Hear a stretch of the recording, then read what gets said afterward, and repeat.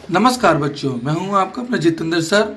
आज हम 9th class की वर्कशीट नंबर 36 करने जा रहे हैं, जिसमें गति के नियम का तीसरा नियम समझाया गया है।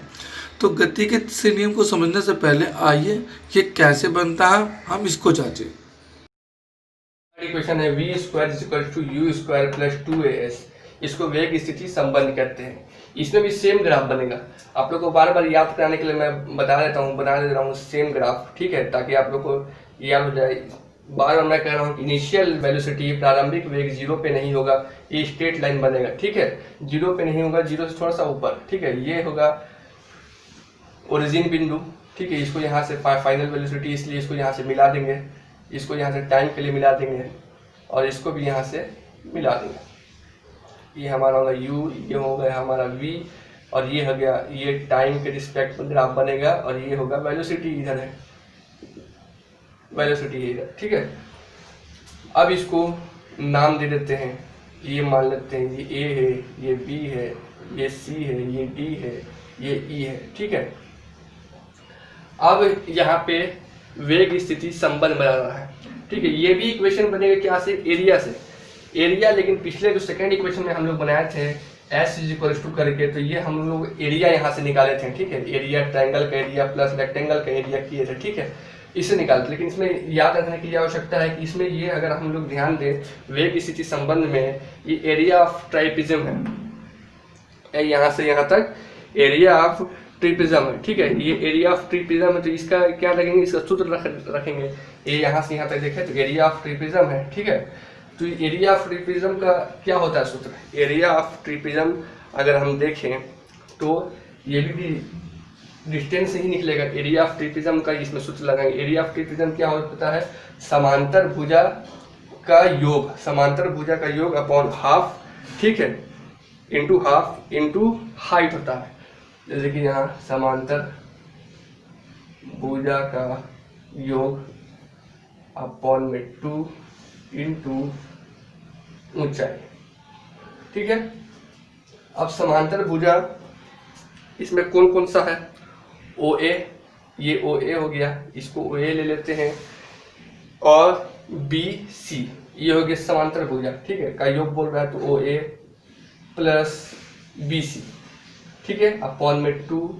हाइट क्या हो जाएगा हमारा, हाइट अगर इसको देखें तो ये हो गया OC, यहाँ पे हाइट है, ठीक है, इंटू OC। अब इनका वैल्यू पुट करेंगे। OA क्या है, U है हमारा, OA is equal to U plus BC कहाँ, यहाँ BC इज इक्वल टू हमारा क्या है, V है, BC V upon 2 into OC हमारा क्या है, ये हमारा T है, ठीक है। अब यहाँ पे देखें, हमको ये प्रूफ करना है, तो यहाँ पे T से डायरेक्ट इंटू नहीं करेंगे, ये हम T से इंटू नहीं करेंगे, T का वैल्यू को पुट करेंगे। अब T का वैल्यू को कहाँ से पुट करेंगे, कैसे पुट करेंगे वो मैं बता दूँ। फर्स्ट इक्वेशन में हम लोग त्वरण इज इक्वल टू लिखते हैं v minus u upon T, ये लिखते थे, ठीक है। ये क्या होता था, v माइनस यू कैसे आता था, त्वरण का के परिभाषा से वेग में परिवर्तन, ठीक है, ऐसे लिखते थे, वेग में परिवर्तन अपॉन समय अंतराल, ठीक है। तो वेग में परिवर्तन v माइनस यू, ठीक है, और समय अंतराल क्या है, t है। तो यहाँ पे t का वैल्यू को निकालेंगे यहाँ से, इस वैल्यू से, तो t is equal to v minus u upon में a लिख सकते हैं। इस t का वैल्यू को यहाँ पुट कर देंगे, s is equal to u plus v upon 2 into v minus u upon a। अब इंटू करके देखेंगे आंसर आ रहा है हमारा, ये प्रूफ डिजिटल होगा। तो s is equal to v plus u upon 2a, 2a कर देते हैं, और इसको v माइनस यू, 2as हो जाएगा इधर, 2as is equal to v plus u और v माइनस यू। अब ये क्या हो रहा है, a प्लस बी और a माइनस बी में बढ़ गया। a प्लस बी और a minus b is equal to a square minus b square होता है, ठीक है। तो 2as is equal to v का स्क्वायर माइनस u का स्क्वायर, और यहाँ पे हम लिख सकते हैं इसी को हम लिख सकते हैं v का square is equal to u का स्क्वायर को इधर पक्षांतर कर देंगे तो u का स्क्वायर प्लस 2as। ये हमारा सेकेंड इक्वेशन, थर्ड इक्वेशन ये प्रूफ हो जाएगा। थर्ड इक्वेशन में क्या ध्यान देने को सकता है, सेकेंड इक्वेशन ये भी डिस्टेंस से ही बनेगा, ठीक है, स्थिति से ही बनेगा, एस नहीं बनेगा। लेकिन सेकेंड इक्वेशन में हम एस का यूज कहाँ करते थे, ठीक है, एरिया निकालने के लिए, ठीक है, दो एरिया में बांटते थे, area O A B D C, ठीक है, इसमें भी एरिया वही है लेकिन इसमें ट्रिपिज्म का सूत्र लगेगा। ये ट्रिपिज्म एरिया ऑफ ट्रिपिज्म से ही बनेगा और वो जो बनेगा वो इनक्लोज्ड करके हम बनाते थे। एरिया इनक्लोज्ड होता है, जितना भी टोटल एरिया इंक्लोज में होता है वो हमारा डिस्टेंस होता है, ठीक है। तो टोटल एरिया इंक्लोज करके हम इसको त्रिभुज में और इसको रेक्टेंगल में बांट देते थे, आयतन में बांट देते थे। लेकिन इसमें एरिया ट्रिपिज्म हम लगाएंगे, ठीक है, एरिया ट्रिपिज्म का ये सूत्र से हमारा ये प्रूफ हो जाएगा।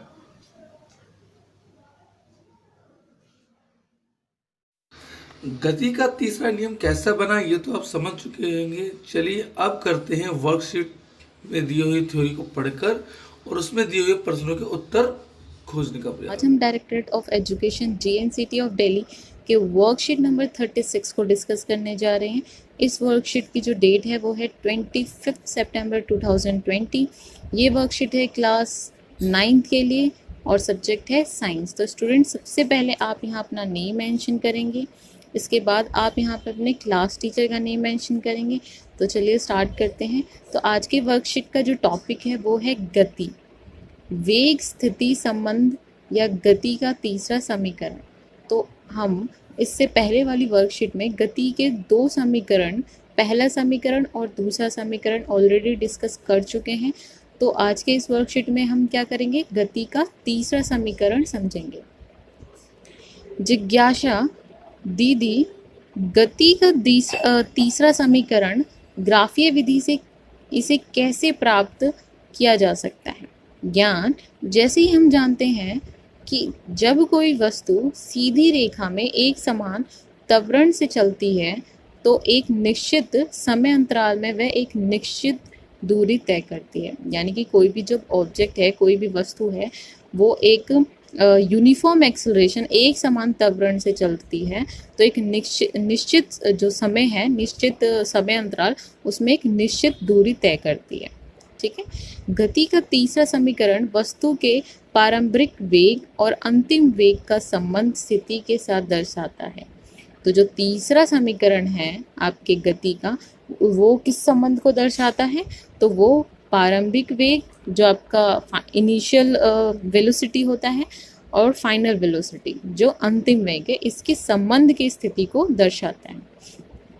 इस समीकरण को वस्तु के वेग समय ग्राफ से प्राप्त किया जा सकता है। तो हम याद है आपको कि जो गति का पहला समीकरण था उसे भी हमने वेग समय ग्राफ से क्या किया था, प्राप्त किया था। तो इसे भी हम वेग समय ग्राफ से जो समीकरण है उससे प्राप्त कर सकते हैं।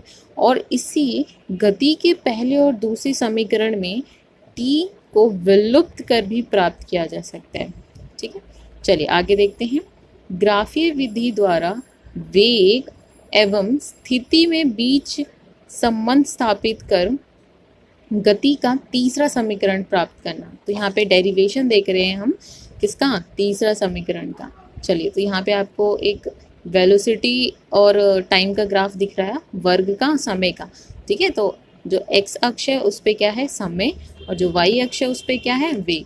तो यहाँ पे आपने क्या किया है, एक समान त्वरण में चल रही किसी वस्तु का वेग समय ग्राफ लीजिए। तो हमने यहाँ पे क्या ले लिया, एक वेग समय ग्राफ। अब बिंदु B से x अक्ष पर समय और लंब पे BC खींचें। तो ये आपने BC खींच लिया है। दिया गया ग्राफ एक ऐसी वस्तु के वेग में समय के साथ परिवर्तन को दर्शाता है जो एक समान त्वरण a से चलता है। तो यहाँ पे क्या बता रहा है कि जो AB है यहाँ पे, ये क्या है, स्लोप है। इस जो ग्राफ है इसका क्या है, ये स्लोप है। और यही क्या दर्शाता है, आपका A दर्शाता है, यानी कि त्वरण दर्शाता है, एक्सेलरेशन दर्शाता है। वस्तु की प्रारंभिक वेग जो है वो u है, मतलब जो इसकी इनिशियल वेलोसिटी है, जो प्रारंभिक वेग है वो कितना है, u है। और जो फाइनल वेलोसिटी है जो BC है वो कितनी है, v है, ठीक है। चलिए अब देखिए यहाँ पे जो u है उसको हम किससे डिनोट कर रहे हैं, उसको हम OA से द्वारा दर्शा रहे हैं, और जो BC है, जो वेलोसिटी है, जो अंतिम वेग है, उसे हम BC से दर्शा रहे हैं। चलिए आगे देखते हैं। हम जानते हैं कि वस्तु के द्वारा तय की गई दूरी वेग समय ग्राफ में निश्चित t में AB के नीचे घिरे क्षेत्र OABC के क्षेत्रफल से बराबर है। तो देखिए यहाँ पे आप जानते हैं, आपने पहले भी जो समीकरण है उसमें भी देखा है कि अगर हमें इसकी दूरी, जो क्षेत्रफल है, जो दूरी निकालनी है, तो हम वो कैसे निकालेंगे। तो हम इस जो ग्राफ है इसमें जो भी एरिया है, जो क्षेत्रफल है, ठीक है, वो किसके बराबर होगा, वो हमारे दूरी के बराबर होगा। ठीक है, वेग समय ग्राफ में जो दूरी है उसके बराबर ये जो OABC का क्षेत्रफल है वो होगा।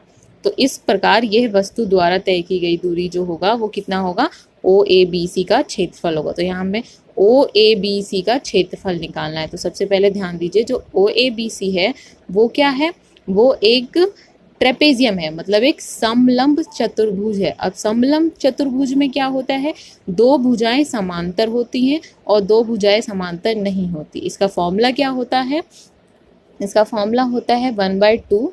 और अगर हम समांतर भुजाएं की बात करें तो इस OABC में आप देख सकते हैं कि जो OA है वो BC के क्या है, समांतर है, मतलब पैरेलल है। तो इसका जो फॉर्मूला होता है वो होता है 1/2 और इसमें मल्टीप्लाई गुना जमा में OA, ठीक है, यानी कि जो समांतर भुजाएं हैं उसका जोड़ OA प्लस में BC, ठीक है, गुना हम क्या लेते हैं, जो दोनों समांतर भुजाएं हैं उनके बीच में जो अंतर है, ठीक है, जो दूरी है वो क्या होती है, h, यानी कि जिसे हम कहते हैं हाइट, दूरी, वो यहाँ पे कितनी है, AD, और यहाँ AD किसके बराबर है, OC के बराबर। तो यहाँ हम क्या ले लेंगे, OC। ठीक है स्टूडेंट्स, तो यहाँ पे भी यही चीज लिया गया है, S इक्वल्स टू, यानी कि दूरी इक्वल्स टू कितना है, OA plus BC into OC, और यहाँ पे क्या है 1/2, यानी कि 1 से डिवाइड कर रखा है। आगे इसको सॉल्व करेंगे जब, तो हमारे पास क्या आएगा, OA किसके बराबर है, U के बराबर है आपके, BC किसके बराबर है, V के, और OC किसके बराबर है, T के बराबर है, और इसको किससे भाग किया गया है, 2 से। तो ये आपका क्या बना, पहला इक्वेशन, पहला समीकरण। तो यहाँ पे क्या है, गति के पहले समीकरण आपने पहले कर रखा है, वो क्या होता है, V equals to U plus AT। ठीक है, तो इससे पहले समीकरण से हम जो T है उसका मान ज्ञात कर लेंगे, और जो T का मान है वो हम इस वाले समीकरण में रख देंगे। ठीक है, तो यहाँ पे S जो होगा वो क्या हो जाएगा, U plus V into V minus U upon में 2A, यानी कि ये कौन सा सूत्र बन गया, A square plus B square, A plus B into A minus B, यानी कि A square minus B square का सूत्र बन गया। तो यहाँ पे वही सूत्र लगाया गया है। तो गति का जो तीसरा समीकरण बना वो क्या बना, 2AS equals to V square minus U square. चलिए, तो यहाँ पे एक उदाहरण है वो भी जल्दी से समझ लेते हैं। एक 12 मीटर पर सेकंड के वेग से चलती हुई कार पर ब्रेक लगाए जाने पर 6 मीटर पर सेकंड स्क्वायर के त्वरण कार की गति की विपरीत दिशा में। अब देखिए यहाँ पे विपरीत दिशा है, मतलब नेगेटिव एक्सेलरेशन है, तो क्या होगा, यहाँ पे नेगेटिव का साइन आएगा, जो एक्सेलरेशन होगा उसमें क्या आएगा, नेगेटिव का साइन आएगा। ठीक है, अब यहाँ पे जो पारंपरिक वेग है वो कितना है, 12 मीटर पर सेकेंड, जो अंतिम वेग है वो कितना है, 0 मीटर पर सेकेंड, और टाइम दे रखा है 2 सेकेंड्स। तो यहाँ हमें क्या निकालना है, तो कार के द्वारा तय की गई दूरी बतानी है। तो दूरी का यहाँ पे तीसरे समीकरण का हम, गति के तीसरा समीकरण का जो फॉर्मूला है वो हम यहाँ पे लगा सकते हैं समीकरण। तो यहाँ से हमें क्या मिल जाएगा, आपको गति मिल जाएगी, जो गति दूरी जो है वो मिल जाएगी, और दूरी क्या है, 12 मीटर। चलिए अब यहाँ के प्रश्न भी देख लेते हैं आगे। पहला प्रश्न है, गति का पहला और तीसरा समीकरण लिखिए। तो ये तो आप कर चुके हैं। पहला समीकरण क्या होता है, V equals to U plus AT, जिसे हम वेग का समीकरण, सममेय संबंध कहते हैं। ठीक है, गति का तीसरा समीकरण होता है 2AS equals to V square minus U square, यानी कि स्थिति का समीकरण, वेग संबंध। दूसरे प्रश्न पे चलते हैं। दूसरा प्रश्न है, गति के तीसरे समीकरण को वेग समय ग्राफ से प्रयुक्तन कीजिए, यानी कि प्राप्त कीजिए। तो यहाँ पे देखिए जो फिगर है इसमें आप देख सकते हैं, यहाँ पे हमने क्या किया है, यहाँ पे फिर से आपको क्या करना है, ड्राइव करना है क्या, थर्ड इक्वेशन ऑफ मोशन, ठीक है, तीसरा समीकरण। तो यहाँ पे जो हमने तीसरा समीकरण किया है वो किससे किया है, दूसरे समीकरण से और पहले समीकरण से, ठीक है। पहले समीकरण से और दूसरे समीकरण में क्या किया है, जो समय है, जो टी का है, टी का मान है, उसको क्या किया है, एलिमिनेट किया है, उसको क्या है उसको हटाया है। यहाँ पे देखिए जो फर्स्ट इक्वेशन है उसमें क्या किया हमने, सबसे पहले समय यानी कि टी का मान ज्ञात कर लिया और इस टी के मान को किस में डाल दिया, दूसरे समीकरण में, सेकंड इक्वेशन ऑफ मोशन में। अब इसको सॉल्व करने के बाद आपके पास जो आएगा लास्ट में वो क्या होगा आपका, यहाँ देखिए वो क्या होगा आपका 2as equals to v square minus u square, यानी कि आपका ये क्या है, तीसरा समीकरण है वेग का, ठीक है। चलिए आगे क्वेश्चन देख लेते हैं। प्रश्न 3 है, एक कार विराम अवस्था से चलना प्रारंभ करती है और 5 मिनट में 10 मीटर सेकंड का वेग प्राप्त करती है, ठीक है। यदि त्वरण एक समान है तो परिकलन कीजिए कि त्वरण कितनी होगी और कार द्वारा तय की गई दूरी कितनी होगी।